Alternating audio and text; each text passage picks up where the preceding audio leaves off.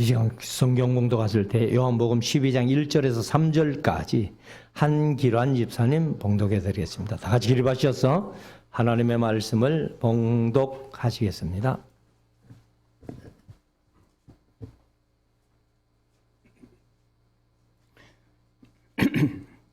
유월절 엿새 전에 예수께서 베다니에 이르시니 이곳은 예수께서 죽은 자 가운데서 살리신 나사로에 있는 곳이라. 거기서 예수를 위하여 잔치할새 마르다는 이를 보고 나사로는 예수와 함께 앉은 자 중에 있더라. 마리아는 지극히 비싼 향유 곧 순전한 나드 한 근을 가져다가 예수의 발에 붓고 자기 머리털로 그의 발을 씻으니 향유 냄새가 집에 가득하더라. 아멘. 아멘. 작성하시고 이제 우리 말씀을 묵상하는 시간입니다. 오늘은 종려주일입니다. 사실 이제 작년에는 절기 설교를 했고 이제 한 해 건 한 번씩 한다고 제가 말씀드렸어. 올해는 그냥 대화 설교를 계속 하는데 오늘은 또 본문 속에 종려주일 내용이 포함되어 있습니다. 그래서 다행이라고 생각을 하는데 아무튼 이제 오늘 요한복음 12장 1절에서 3절까지 읽었습니다만 조금은 길어요. 50절까지 있는 말씀인데 오전에 12장 말씀드리고 오후에 13장을 말씀을 드리겠습니다. 그래서 저 혼자 말씀을 준비하면서 본문이 좀 바뀌었으면 좋겠다. 13장은 38절까지 있는 말씀이고 12장은 50절까지 있는 말씀이니까 본문이 좀 바뀌었으면 좋을 뻔했다 이런 생각도 했습니다만 아무튼 우리가 이제 12장 50절까지지만은 오전 시간에 다 말씀을 드리려고 합니다. 이제 예수님께서 사실 이제 3년 동안 사역하시다가 이렇게 계속 마무리 사역을 하시는데 사실 이제 남은 것은 십자가와 부활 그리고 성천 이렇게 남아 있는 것을 우리가 봅니다. 그래서 요한복음 같은 경우는 여기에 12장쯤 되어서는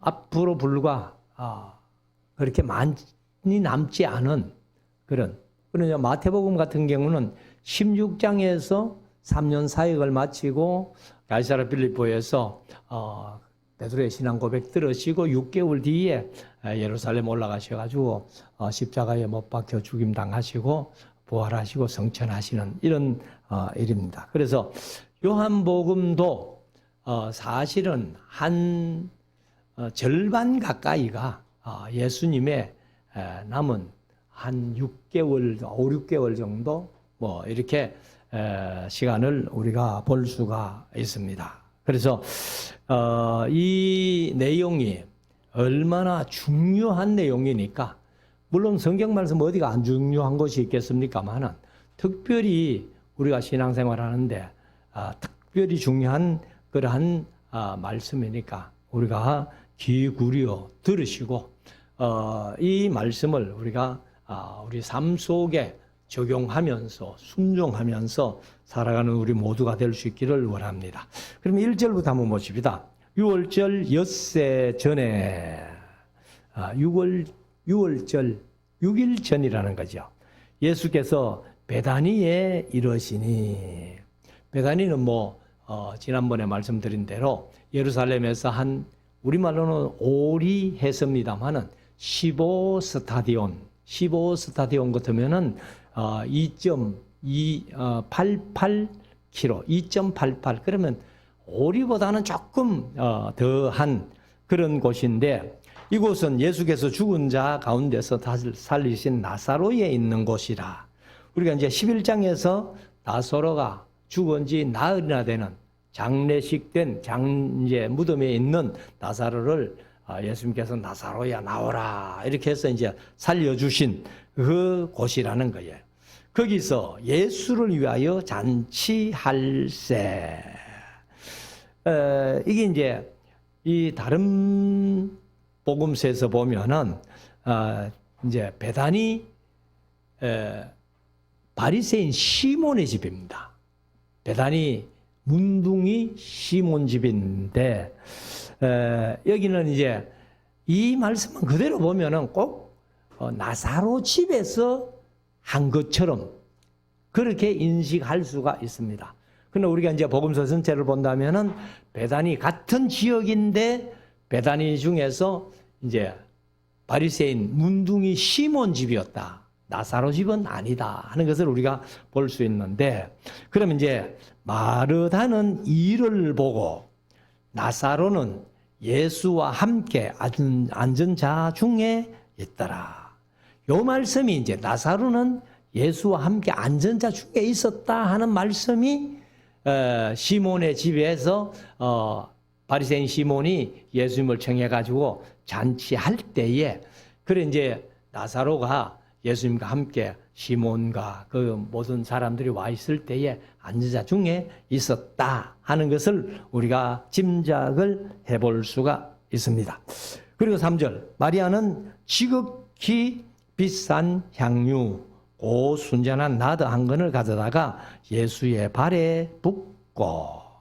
그럼 우리가 이제 한번 상상해 볼 수 있는 것이, 이 마르다는 이제 아마 바리새인 문둥이 시몬 집에서 예수님을 위해 잔치할 때에 거기 가서 도와준 것 같아요. 잔치를 도와주고, 이제 나사로는 그 시몬과 더불어서 앉은 자들 중에 예수님과 함께 앉아 있고, 그리고 이제 마리아가 지극히 비싼 향유 곧 순전한 나드 한 건을 가져다가 예수의 발에 부었다.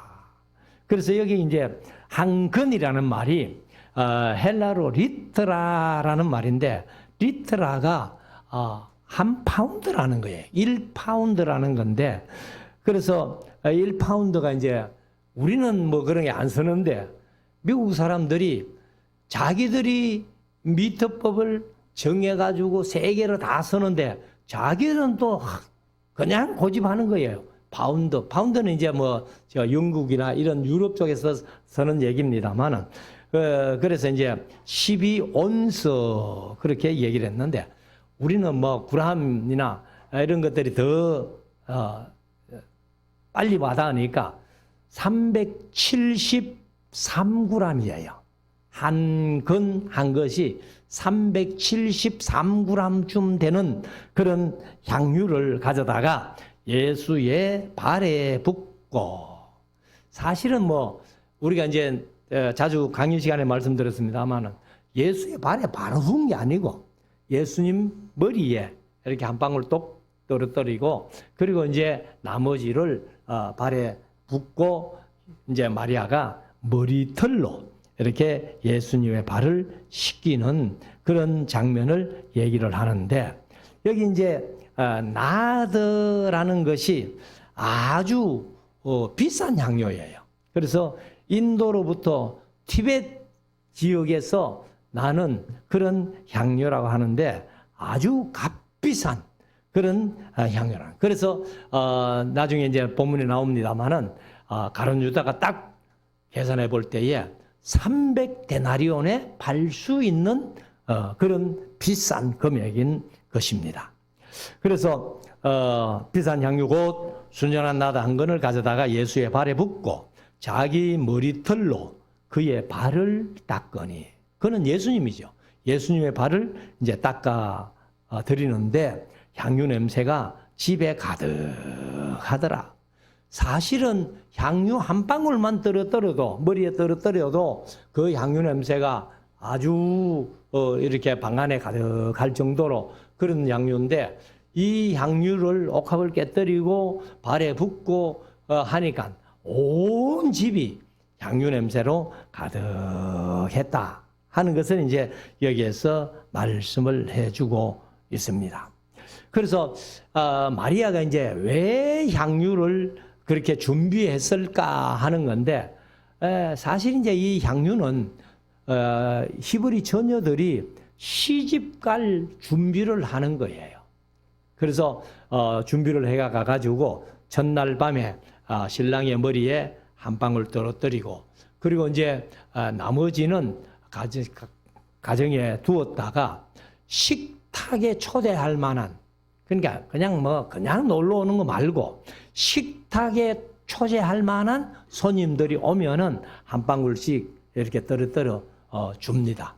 그리고서는 이제 그 평생을 그렇게 하다가 남는 향유는 신랑이 죽었을 때 그 시체에다가 발라주는 이런 건데, 마리아가 사실은 우리가 일반적으로 이제 몸을 팔았던 장녀가 아니냐 이렇게 봅니다만은, 그래서 그런 생활을 하면서도 자기의 어떤 마음은 결혼하고 싶은 마음이 있어서 향유를 준비했지 않겠나 이렇게 봅니다만은, 그러나 자기의 처지를 생각해 볼 때에 내가 이 향유 준비해 놨다가 그걸 내 신랑에게 이렇게 뿌려줄 수 있을까라는 생각을 아마 했지 않겠어요. 그런데 자기가 가만히 생각해 보니까 내 신랑은 아니지만은 내가 제일로 사랑하는 예수님이 오실 때에 이 향유를 부어드려야 되겠다 하는 그런 마음이 있었을 겁니다. 그래서 마리아가 예수님을 얼마나 사랑했는지 자기 남편 될 사람에게 뿌릴 향유를 예수님을 위해서 이렇게 다 옥합을 깨뜨리고 부어드리는 이런 모습인데, 그런데 4절, 제자 중 하나로서 예수를 잡아줄 가룟 유다가, 이제 가룟 유다가 얘기를 합니다. 이 향유를 어찌하여 300데나리온에 팔아 가난한 자들에게 주지 아니하였느냐 하니. 그러니까 이렇게 이제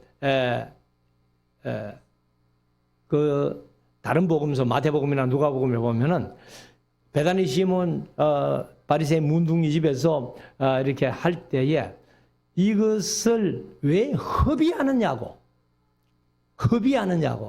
그렇게 얘기를 합니다. 그리고 이제 여기는 300데나리온에, 그러면 1데나리온이 사실은 장정 하루 품삯이에요. 장정 하루 품삯인데 지금은 뭐 이렇게 장정 하루 품삯이 10만 원 주고도 못하지요. 요즘은 뭐 품값이 하도 올라가지고 그래서 10만 원 주고도 못하는, 근데 그 평균 10만 원만 잡아도 300데나리온 같으면 3천만 원이라는 그 얘기예요. 근데 뭐 요즘 한 20만 원 잡으면 한 6천만 원이나 되는 그런 그 얘기인데, 그래서 이 가룟 유다가 이것을 300데나리온에 팔아 가난한 자들에게 주지 아니하였느냐 하는데, 이것은 이제 은근히 가룟 유다가 마리아도 이렇게 좀 꾸중하고, 또 다른 한편의 마음 속에는 뭐가 있는가 하면은 예수님도 이렇게 좀 곱지 않는 시선으로 그렇게 얘기하는 그런 모습을 우리가 볼 수가 있습니다. 사실 예수님에 관한 그런 마음을 가룟 유다가 품었기 때문에 나중에는 마귀가 가룟 유다에게 예수를 팔려는 생각을 집어넣고, 그 뒤에는 아예 마귀가 가룟 유다에게 들어가서 예수님을 팔아먹게 하는 그런 역할을 하게 됩니다. 자, 5절, 이렇게 말하면 가난한 자들을 생각함이 아니요 저는 도적이라. 이건 이제 요한의 해석이죠. 요한의 해석인데, 저는 도적이라 동괴를 맡고 12제자 중에 회계를 맡은 사람이 가룟 유다예요. 그러면은 회계를 맡을 정도 같으면은 예수님도 가룟 유다를 상당히 신뢰했을 것이고, 그리고 가룟 유다 개인으로도 아주 실력 있는 그런 사람이었는데, 그가 마귀에게 농락당해서 결국은 예수님을 팔아먹는 그런 인물이 되었다는 거예요. 그래서 동괴를 맡고 거기 넣는 것을 훔쳐 가밀러라. 사실 이제 마리아에게도 곱지 않는 시선, 예수님에 대해서도 곱지 않는 신선, 곱지 않는 마음을 품었기 때문에 가룟 유다는 마귀에게 이용당할 수밖에 없었다. 자, 7절. 예수께서 가라사대 저를 가만두어 나의 장사할 날을 위하여 일을 두게 하라. 가난한 자들은 항상 너희와 함께 있거니와 나는 항상 있지 아니하리라 하시니라. 그래서 사실은 마리아가 예수님이 십자가에 돌아가신다는 얘기도 전혀 몰라요. 그런데 예수님이 그렇게 해석을 해준 겁니다. 그래서 이 마리아는 사실 예수님의 장례를 준비하는 마음으로 향유를 이렇게 썼다고는 볼 수 없는 거예요. 그렇지만은 가룟 유다가 곱지 않은 신선으로 그렇게 얘기를 하니까 예수님이 그 가룟 유다에게 또 제자들에게 이 사실을 은근히 알리면서 마리아의 한 일이 좋은 일이라고, 잘한 일이라고 그렇게 얘기를 하는 겁니다. 그래서 이 마리아가 사실 이제 그 향유를 300데나리온에 되는 그 엄청난 가격의 향유를 이렇게 하는 것은 예수님을 얼마나 사랑하고 존경했느냐 하는 것을 볼 수 있습니다. 그래서 우리가 요한일서 4장 18절에 보면은 사랑 안에 두려움이 없고 온전한 사랑이 두려움을 내어 쫓나니 두려우면은 형벌이 있습니다. 두려워하는 자는 사랑 안에서 온전히 이루지 못하느냐. 그러니까 이제 마리아는 예수님을 워낙 사랑했기 때문에 두려움도 없고 부끄러움도 없는 거예요. 사실 우리가 부끄러움이나 두려움은 뭐예요? 죄의 결과입니다. 아담과 하와가 이 선악과를 먹지 말라는 선악과를 따먹고는 부끄러워서 숨었고 두려워하여서 숨었습니다. 그래서 죄는 부끄러워할 수밖에 없는 것이 죄고 두려워할 수밖에 없는 것이 죄라는 거예요. 우리가 이 세상 살아가면서 내가 이런 행동을 하면은 다른 사람들이 볼 때 부끄러움을 느낀다. 그 행동은 죄라는 거예요. 내가 이런 행동을 할 때에 다른 사람이 보면은 내가 두려움을 느낀다. 그게 죄라는 겁니다. 그래서 이 죄가 아닌 것, 사랑 안에는 두려움도 없고 부끄러움도 없는 온전한 사랑을 여기에서 말씀을 하고 있습니다. 자, 그리고 이제 9절에 가면은 유대인의 큰 무리가 예수께서 여기 계신 줄을 알고 베다니에 계신 줄을 알고 오니 이는 예수만 위함이 아니요. 사실은 예수만 개역 개정은 보기 위함이 아니요. 이렇게 했냐. 아니요. 죽은 자 가운데서 살리신 나사로도 보려 함일러라. 그러니까 이제 베다니에 오면은 예수님을 보는 것을 이제 1순위로 하지만은 그러나 나사로도 죽었다가 나흘이나 지나고 살아났단다 해가지고 소문을 듣고는 그래서 이제 나사로까지 함께 보겠다 하고 유대인들이 몰려온 거예요. 자, 10절 대제사장들이 나사로까지 죽이려고 모의하니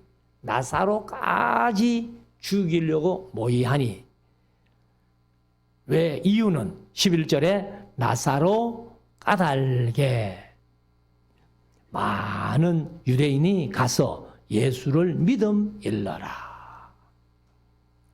이게 어떤 면에서 종교의 타락한 모습이죠. 예수님이 나사로를 죽은 자 가운데서 살려주셨고 그리고 나사로 때문에 많은 사람들이 예수님을 믿게 되는 이것이 얼마나 좋은 일이에요. 그런데 이 바리새인들이나 대제사장들이나 장로들이나 유대인들이 나사로 때문에 예수 믿는 사람이 많아지니까 나사로까지 죽이려고 하는 이런 못된 생각을 하게 된 겁니다. 그래서 사실은 나사로 얘기는 여기에서 끝납니다. 성경에 더 이상 나사로 얘기가 안 나와요. 근데 제가 이제 강의하면서 가끔 말씀드렸습니다만 나사로가 이렇게 살아나가지고 남은 여생을 어디에서 보냈는가 하면은 사실은 이제 나사로가 나병 환자였다 우리가 늘 그렇게 이제 얘기를 했는데 다시 살아나서는 나병이 없어진 것 같아요. 그래서 이 나사로가 어디로 가는가 하면은 구브로로 갑니다. 바울과 바나바가 1차 전도여행 갔던 섬 구브로에 가가지고 거기에서 이제 전도를 하다가 거기에서 순교를 당했습니다. 그래서 구브로에 나르닥이라는 그런 곳에 이제 나사로의 기념 교회가 있는 거예요. 그리고 나사로의 무덤이 그 지하에 있다는 겁니다.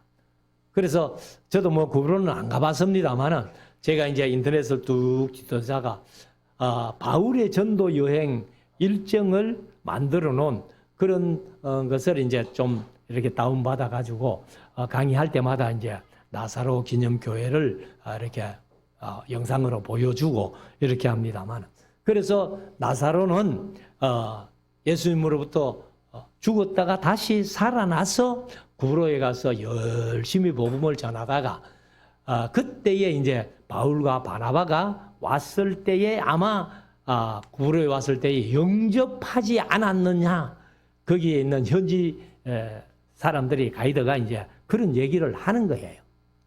자, 그러고 나서 이제 12절 그 이튿날에는 명절에 온 큰 무리가 그러니까 예루살렘에서 한 5, 6길밖에 안 되니까 이제 유월절을 지키기 위해서 예루살렘에 많이 온 거예요. 그래서 그 무리가 예수께서 예루살렘으로 오신다 함을 듣고 그러니까 베다니까지 왔으니까 뭐 유월절 지키러 예루살렘 가는 거는 간단하잖아요. 그래서 아마 무리들이 예수님의 소식을 들은 것 같습니다. 그래서 그 많은 무리들이 13절 오늘 종려주일인데 종려나무 가지를 들고 맞으러 나가 외치되 호산나 찬송하리로다. 호산나라는 말은 우리를 구원하소서 우리가 비옵나니 우리를 구원하소서 그런 뜻입니다. 호산나 우리를 구원하소서. 그래서 주의 이름으로 오시는 이 곧 이스라엘의 왕이시여 하더라. 그러니까 이제 이 사람들이 예수님이 예루살렘으로 입성하니까 그러니까 이제 우리를 구원해달라. 아마 이 사람들은 우리를 구원해달라는 것이 우리를 로마에서 구원해달라 막 이런 마음으로 또 했는지도 모르겠습니다만 아무튼 이스라엘의 왕으로 오시는 이라고 이렇게 얘기를 합니다. 그래서 이 14절 예수는 한 어린 나귀를 만나서 타시니 뭐 이런 얘기는 다른 복음서는 아주 구체적으로 가서 두 사람을 보내면서 나귀 새끼를 풀어 끌고 오너라. 풀 때에 누가 뭐라 하거든 주께서 서시겠다 하라 하고 이제 나귀 새끼를 갖고 왔고 이제 제자들이 겉옷을 벗어 가지고 나귀 위에 얹고 예수님을 태워서 이제 예루살렘으로 입성하는 그런 장면이 있었습니다만은 자 15절 이는 그렇게 이제 어린 나귀를 타신 이유는 그 말이죠. 기록된 바 시온에 따라 두려워 말라 보라 너의 왕이 나귀 새끼를 타고 오신다 함과 같으니라. 이거는 뭐 스가랴서 9장 9절 말씀을 이제 그대로 이루신 것이라는 것을 우리가 뭐 항상 이렇게 마음속에 새기고 있는 말씀이죠. 스가랴서 9장 9절에 보면은 시온에 따라 크게 기뻐할지어다 예루살렘에 따라 즐거이 부를지어다 내 왕이 내게 임하나니 그는 공의로우며 구원을 베풀며 겸손하여서 나귀를 타나니 나귀의 작은 곧 나귀 새끼니라. 16절 제자들은 마음에 이 일을 깨닫지 못하였다가 그러니까 이제 정료주일에 많은 무리들이 호산나 다윗의 자손이여 우리를 구원해 주소서 하고 노래하는 이런 장면들을 깨닫지 못했다는 거예요. 그러나 예수께서 영광을 받으신 후에야 영광을 받으신 일이 뭐예요? 그게 죽임 당하셨다가 부활하신 일. 그래서 예수님께서 인카네이션, 그러니까 육신이 되어 이 세상에 오심으로 비하의 신분으로 계시다가 이제 십자가에 죽임 당하시고 무덤 속에 3일 동안 비하의 신분으로 이제 끝을 내고 부활하시면서 성귀의 신분이다. 이렇게 신학적인 용어로 얘기를 합니다. 그래서 부활하신 이후 영광을 얻으신 후에야 하는 것은 부활하신 후에야 이것이 예수께 대하여 기록된 것임을 기록된 것임과 사람들이 예수께 이같이 한 것인 줄을 생각났더라. 그러니까 생각났다는 말은 그냥 생각만 난 게 아니고 이런 일이구나 하고 깨달았다는 거죠. 17절 나사로를 무덤에서 불러내어 죽은 자 가운데서 살리실 때에 함께 있던 무리가 증거한지라. 그러니까 이제 나사로를 살리실 때에 같이 보았던 사람들이 이 일을 증거했다는 겁니다. 18절 이에 무리가 예수를 맞으면 이 표적 행하심을 들었음일러라. 그러니까 나사로까지 죽은 자 가운데서 살리시는 표적을 사람들이 듣고는 많이 예수님을 보고 싶어서 왔다가 예수님이 예루살렘으로 입성하실 때 이렇게 호산나 다윗의 자손이 하면서 찬송하고 예수님을 영접했다 그 말이죠.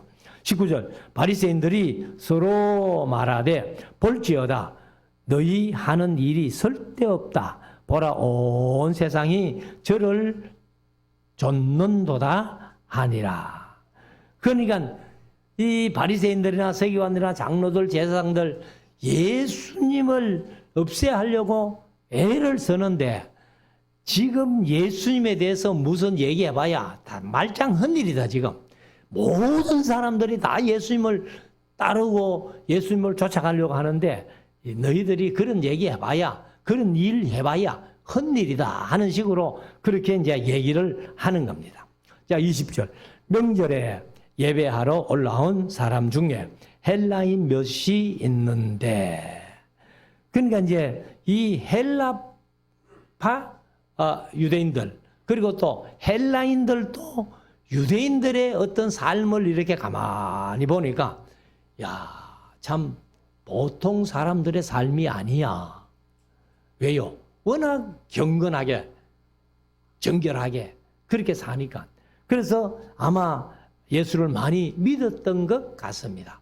그래서 이제 이 사람들이 우리도 그러면 예수님을 한번 봐야 되는데 예수를 믿으니까 유대인을 통해 가지고 예수님에 대한 얘기를 들었고 예수님을 믿으니까 우리도 그럼 예수님 한번 보자 해가지고 21절 저희가 갈릴리 베사다 사람 빌립에게 가서 청하여 그러니까 제자 빌립에게 헬라 사람들이 빌립에게 얘기를 합니다. 청하여 가로되 선생이여 우리가 예수를 배웠고자 하나이다 하니 빌립이 안드레에게 빌립도 이제 자기 혼자 안 하고 또 안드레에게 쫓아가 가지고 가서 말하고 헬라 사람들이 예수님을 좀 보고 싶어 한다 하고 얘기했고 안드레와 빌립이 예수께 가서 여짜온대. 그러니까 헬라 사람들이 예수님을 보고 싶어 합니다. 한번 만나 주십시오. 이렇게 얘기를 했다는. 그래서 23절 예수께서 대답하여 가라사대 인자의 영광을 얻을 때가 왔도다. 사실 이제 헬라 사람이 예수를 만나고자 할 때에 예수님의 입에서 나온 말이 인자가 영광을 얻을 때가 왔다는 겁니다. 그래서 유대인뿐만 아니라 헬라인들까지 예수님을 믿고 예수님을 보고 싶어 하니까 그러니까 이제 예수님이 그 어떤 성경 말씀을 이제 말씀하시면서 인자가 영광을 얻을 때가 왔다 이렇게 말씀하시는 겁니다. 그래서 24절 내가 진실로 진실로 너희에게 이르노니 하고 이제 하늘의 밀이 땅에 떨어져 죽지 아니하면 하늘 그대로 있고 죽으면 많은 열매를 맺느니라. 사실 많은 열매가 유대인에게서 맺는다는 것이 아니라 이제부터는 이방인들까지 예수님을 믿게 되고 온 세상이 다 예수님을 믿게 되는 이방인의 그 열매의 시초가 되는 거죠.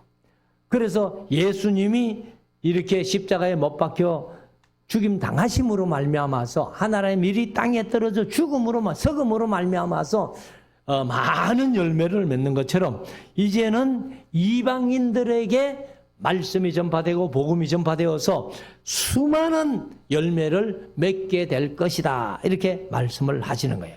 25절. 자기 생명을 사랑하는 자는 잃어버릴 것이요. 이 세상에서 자기 생명을 미워하는 자는 영생하도록 보존하리라. 그래서 예수님께서 이것을 제자들에게 하신 말씀이기도 하지만은 자기 자신을 다짐하는 그런 말씀일 수 있다는 거예요. 그래서 겟세마네 동산에 기도하실 때에 이 잔을 내게서 지나가게 하옵소서. 그러나 내 원대로 마옵시고 아버지의 원대로 하옵소서 하는 이런 예수님의 그 인성을 가진 분이기 때문에 십자가를 힘들어합니다. 힘들어해요. 그래서 내가 하나님의 밀이 되어서 죽음으로 말미암아 많은 열매를 맺을 수 있다면 이것이 내가 해야 할 일이 아니냐 하는 그런 마음의 다짐도, 개인적인 예수님의 마음의 다짐도 이렇게 있었다고 봅니다. 26절. 사람이 나를 섬기려면 나를 따르라. 나 있는 곳에 나를 섬기는 자도 거기 있으리니 사람이 나를 섬기면 내 아버지께서 저를 귀히 여기시리라. 그러니까 우리가 예수님을 믿고 예수님을 섬기면은 하나님의 아버지로부터 우리가 귀히 여김을 받는다는 겁니다. 그래서 27절. 지금 내 마음이 민망하니 개역개정은 괴로우니. 그러니까 예수님도 우리가 똑같은 인성을 가지고 계시기 때문에 십자가를 생각해 볼 때 마음이 괴롭지 않을 수가 없다는 거예요. 그래서 무슨 말 하리요. 아버지여 나를 구원하여 이때를 면하게 하여 주옵소서. 예수님도 십자가 진다는 것이 얼마나 고통인 것을 알고 내가 마음이 괴롭다는 거예요. 그래서 어떻게든지 이 때를 좀 면했으면 좋겠다 하고 그렇게 하나님 앞에 얘기를 하는 겁니다. 그러나 내가 이를 위하여 이 때에 왔나이다. 그러니까 아버지의 뜻이 이거라면은 내가 그대로 순종하겠습니다. 이런 얘기죠. 28절. 아버지여 아버지의 이름을 영광스럽게 하옵소서 하시니 이에 하늘에서 소리가 나서 가로되 내가 이미 영광스럽게 하였고 또 영광스럽게 하리라 하신대. 이 말씀이 더 구체적으로 기록된 것이 요한복음 17장 말씀이에요. 그래서 겟세마네 동산에서의 기도가 공한복음에는 주여 아버지여 이 잔을 내게서 지나가게 하옵소서. 그러나 내 원대로 마옵시고 아버지의 원대로 하옵소서 하는 그 짤막한 기도를 공한복음에는 소개하고 있는데 요한복음은 17장에서 대제사장의 기도, 그것이 한 장 전체가 예수님이 겟세마네 동산에서 마지막 기도하신 대제사장의 기도라는 겁니다. 29절. 곁에 서서 들은 무리는 우레가 개정은 천둥이 울었다고도 하며 또 어떤 이들은 천사가 저에게 말하였다고도 하니. 그러니까 이제 하나님의 말씀은 하늘에서 내가 이미 영광스럽게 하였고 또 영광스럽게 하리라 했는데 다른 사람들은 이 말을 분간은 못해요. 그러니까 이제 천둥이 쳤다, 천둥이 울렸다고도 하고 어떤 사람들은 또 천사가 얘기했다 막 이렇게도 했다라는 겁니다. 30절. 예수께서 대답하여 가라사대 이 소리가 난 것은 나를 위한 것이 아니요 너희를 위한 것이라. 그래서 베드로가 나중에 하늘에서 들린 음성이 3번씩이나 들리거든요. 제자들이 직접 들었어요. 그래서 변화산에서도 한 번 듣고 여기서도 한 번 듣고 또 이제 여러 번 이렇게 3번씩이나 그런 얘기를 듣는데 예수님이 이 하늘에서 나는 소리는 나를 위한 게 아니라 너희를 위한 것이다. 그러나 너희가 확실한 믿음을 가지도록.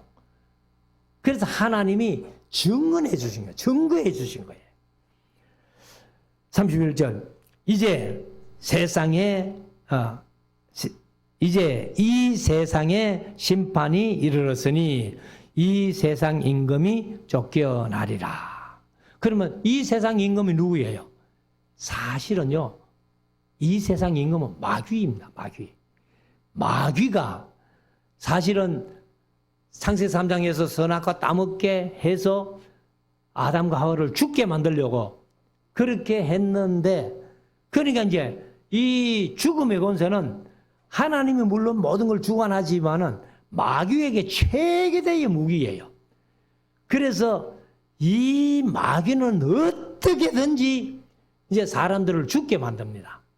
죽게 만드는데, 그런데 이 심판이 이제 시작됐다는 거예요.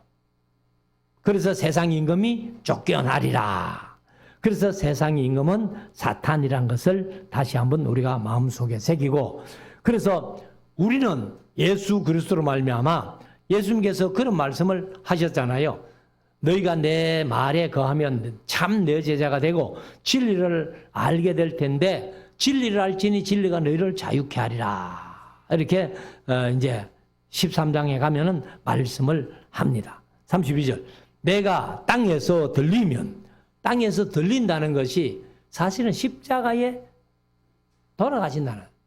그래서 십자가에는 보통 달린다고 하는데 요한복음 3장에 보면은 모세가 광야에서 뱀을 든 것처럼 인자도 들려야 하리니, 그 들린다는 것이 십자가에 높이 들려서 많은 사람들이 볼 수 있도록 그렇게 들린다는 거예요. 그래서 들리면 모든 사람을 내게로 이끌겠노라 하시니, 이렇게 말씀하시면 자기가 어떠한 죽음으로 죽을 것을 보이시밀라. 십자가에 높이 달려 돌아가실 것을 예수님이 이미 아시고 이렇게 말씀하셨다는 겁니다.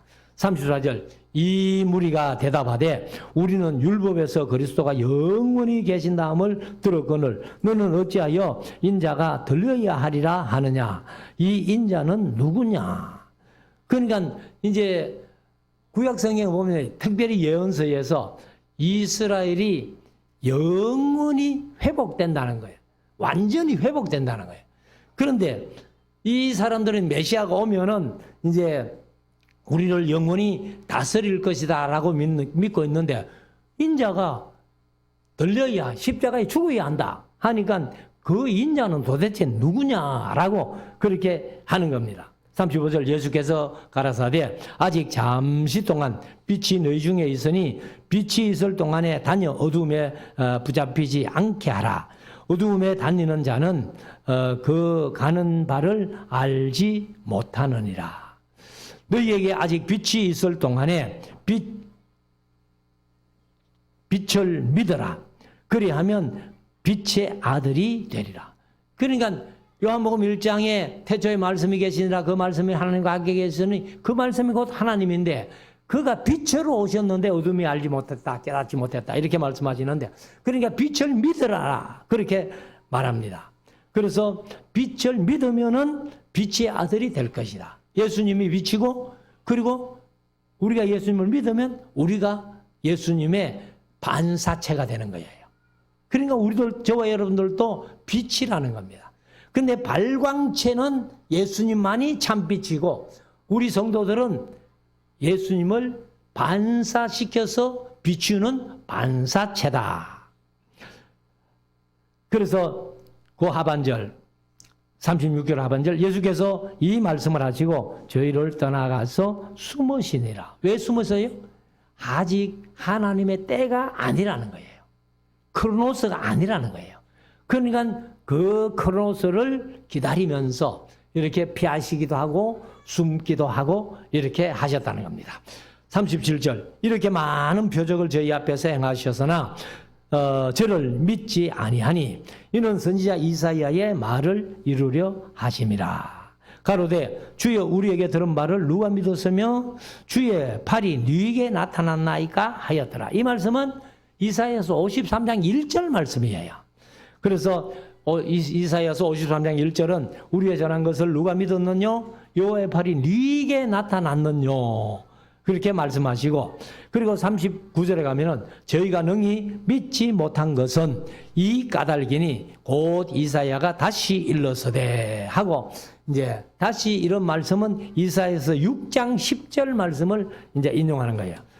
저의 눈을 멀게 하시고 저의 마음을 완고하게 하셨으니 이는 저희로 하여금 눈으로 보고 마음으로 깨닫고 돌이켜 내게 고침을 받지 못하게 하려 함이니라 하였음이더라. 이것은 이제 이사야서 6장 10절 말씀을 인용한 건데, 이사야서 6장 10절은 이 백성의 마음으로 둔하게 하며 그 귀가 막히고 눈이 감기게 하라. 염려컨대 그들이 눈으로 보고 귀로 듣고 마음으로 깨닫고 다시 돌아와서 고침을 받을까 하노라. 이것이 제가 강의하면서는 이사야의 사명이었다, 이렇게 말씀을 드렸습니다. 그래서 이 교만한 사람들은 고침받지 못하게 눈으로 감기게 귀로 막히게 마음으로 둔하게 만들어 버렸다는 겁니다. 41절 이사야가 이렇게 말한 것은 주의 영광을 보고 주를 가리켜 말한 것이라. 그러나 관원 중에도 저를 예수님이죠. 그래서 저를 믿는 자가 많되 바리새인들을 인하여 드러나게 말하지 못하니 이는 추례를 당할까 두려워함이라. 그러니까 관원들 중에서도 예수 믿는 사람이 많았다는 거예요. 우리가 뭐 대표적으로는 니고데모나 그다음에 이제 아리마대 요셉 이런 사람들이 관원이면서도 예수님을 믿었는데 드러내놓고는 아직 얘기를 못하는. 왜? 추례를 당할까 봐 겁이 났어. 43절 죄는 사람의 영광을 하나님의 영광보다 더 사랑하였더라. 우리가 사실은 이 세상 살아가면서 이런 삶이 되지 않아야 된다는 거예요. 사람의 영광을 하나님의 영광보다 더 사랑한다는 거예요. 그냥 특별히 정치하는 사람들, 국회의원들, 정치하는 사람들을 보면은 교회에 나가도 그 신앙보다는 자기 표 얻기 위해서. 지금 4월 10일 날 국회의원 선거가 있기 때문에 또 얼마나 많은 국회의원들이 교회에 등록해가지고 교인인 척 그렇게 한다는 거예요. 이게 사람의 영광을 하나님의 영광보다 더 사랑하는. 그래서 저와 여러분들도 그런 정치인들처럼 안 할지라도 우리가 하나님보다 돈이 더 좋고 우리가 하나님보다 명예가 더 좋고 우리가 하나님보다 어떤 것이 더 좋다면은 그것은 사람의 영광을 취한 것이지 하나님의 영광을 나타내는 것은 아니다. 44절 예수께서 외쳐 가라사대 나를 믿는 자는 나를 믿는 것이 아니요 나를 보내신 이를 믿는 것이며. 그럼 예수를 믿는다는 것은 예수님을 보내신 하나님을 믿는 것이다. 그리고 45절 나를 보는 자는 나를 보내신 이를 보는 것이라. 그러니까 빌립이 하나님 보여주세요, 아버지 보여주세요 하니까 나를 본 자는 아버지를 보았거늘 이렇게 말씀하세요. 그러니까 예수님을 본 자는 예수님을 보내신 하나님을 본 것이니라. 46절 나는 빛으로 세상에 왔나니 무릇 나를 믿는 자로 어두움에 거하지 않게 하려 함이로라. 그러니까 우리가 이제 다시 말씀드립니다만 시편에 있는 말씀대로 주의 말씀은 내 발의 등이요 내 길의 빛이라는 거예요. 그러니까 하나님의 말씀이 우리의 빛인 거예요. 그래서 우리가 말씀을 통해서 어두움에 거하지 않고 빛에만 거할 수 있다. 47절 사람이 내 말을 듣고 지키지 아니할지라도 내가 저를 심판하지 아니하노라. 이게 이제 예수님이 아직 심판 때가 멀었다는 거예요. 그래서 제가 늘 말씀드리면 요한복음 5장 22절 아버지께서 아무도 심판하지 아니하시고 그 심판을 다 아들에게 맡겼는데 예수님은 아직 초림하심으로 심판하지 않는다는 거예요. 그래서 심판을 하지 아니하노라. 내가 온 것은 세상을 심판하려 함이 아니요 세상을 구원하려 함이로다. 48절 나를 저버리고 내 말을 받지 아니하는 자를 심판할 이가 있으니 곧 나의 한 그 말이 마지막 날에 저를 심판하리라. 마지막 날의 심판은 요한계시록 20장의 백보자 심판 이렇게 되겠죠. 49절 내가 내 자의로 말한 것이 아니요. 내가 이렇게 말한 것은 내 마음대로 말한 게 아니다. 누구를 통해서? 나를 보내신 아버지께서 나의 말할 것과 이럴 것을 친히 명령하여 주셨다. 이렇게 말씀을 합니다. 그래서 50절 나는 그의 명령이 영생인 줄 아노라. 그러니까 하나님의 말씀이 영원히 우리가 살 수 있는 영생이라는 거예요. 그러므로 나의 이르는 것은 예수님이 말씀하시는 것은 내 아버지께서 내게 말씀하신 대로 이루노라 하시니라. 그래 예수님이 말씀하신 말씀도 예수님이 마음대로 말씀하신 게 아니고 하나님께서 말씀하시게끔 말씀을 주셨기 때문에 그 말씀을 그대로 너희들에게 전한다. 이런 말씀이죠. 그러니까 우리가 예수님께서 직접 하신 말씀도 전부 하나님의 말씀으로 우리가 이렇게 믿고 받아들이는 겁니다. 그래서 우리가 이 세상 살아가면서 성경이 본래 말씀하시고자 하시던 말씀, 그 말씀은 하나님이 우리 인간들에게 주신 말씀. 그래서 성경이 우리 인간들에게 하나님께서 주신 큰 선물이라는 거예요. 그래서 최고의 선물은 예수님이고 두 번째 선물은 성경이라는 거예요. 그래서 성경을 통해서 우리가 예수 그리스도를 알고 그리고 하나님을 알고 그리고 또 마귀를 알고 사람을 알면은 그래서 성경을 우리가 다 아는 겁니다. 그래서 우리가 우리의 어떤 욕심이나 어떤 세상의 영광을 위하여 살지 말고 우리는 오직 말씀 쫓아서 하나님의 영광을 나타내는 하나님의 영광을 사모하는 이런 귀한 삶을 우리가 함께 살아간다면 하나님이 가장 기뻐하시는 일일 것이다. 마음속에 새기고 꼭 이 말씀 붙들고 승리하는 우리 모두가 될 수 있기를 주의 이름으로 축원합니다.